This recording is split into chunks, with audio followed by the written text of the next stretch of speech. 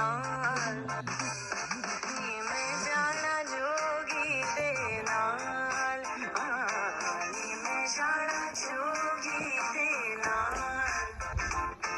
ਕੰਨੀ ਮੁੰਦਰਾ ਪਾ ਕੇ ਕੰਨੀ ਮੁੰਦਰਾ ਪਾ ਕੇ ਮੱਥੇ ਤੇ ਲਿਖ ਲਗਾ ਕੇ ਨੀ ਮੈਂ ਜਾਣਾ ਜੋਗੀ ਦੇ ਨਾਲ दोबारा देखिएगा, सही चीज है।